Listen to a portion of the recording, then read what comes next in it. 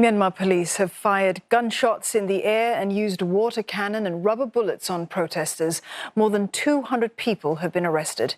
Thousands have defied new restrictions to protest against the military coup. Tens of thousands march on across Myanmar in defiance of a ban on gatherings of more than 5 people. Raising the three-finger salute symbolizing resistance to the military coup, crowds refused to disperse on the 4th straight day of protests. By afternoon, patience was wearing thin. Police fired gunshots into the air in Naypyidaw. They used rubber bullets to disperse crowds and shot water cannon and tear gas. There are reports of injuries and more than 200 people arrested across the country.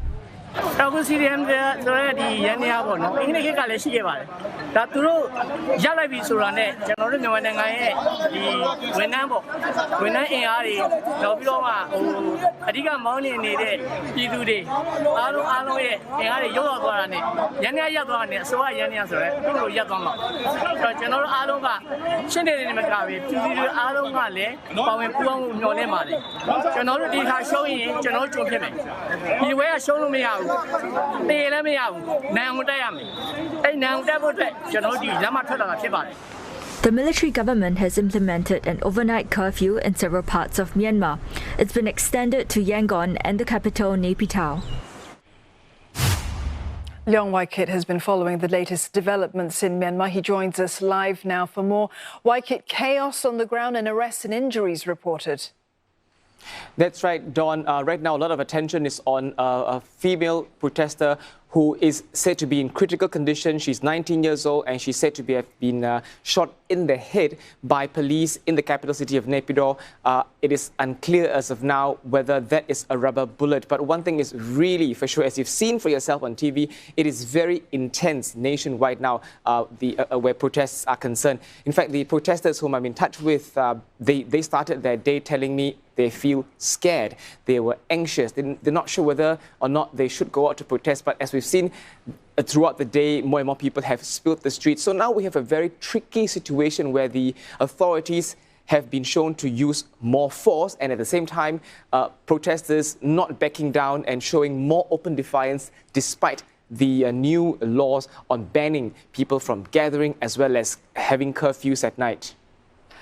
Waikit, a tricky and tense situation indeed. Authorities have, in fact, extended a ban on large crowds to more areas. Is that going to help clamp down on the protests?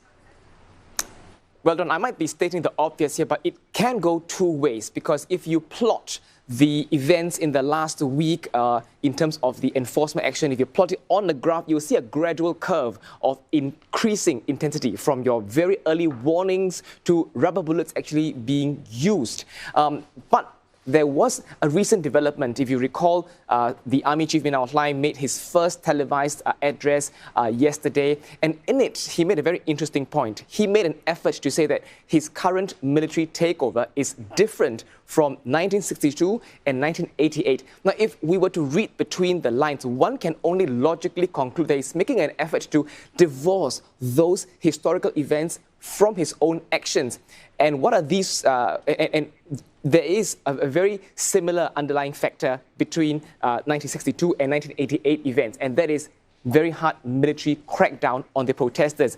Of course, the Army Chief did not elaborate, and of course, the other school of thought is that he's not being specific so that it can give him wriggle room to react as he sees fit. Of course, with large-scale protests and people who are highly charged, and of course the risk of having more enforcement, it really remains to be seen how this will play out in the coming days.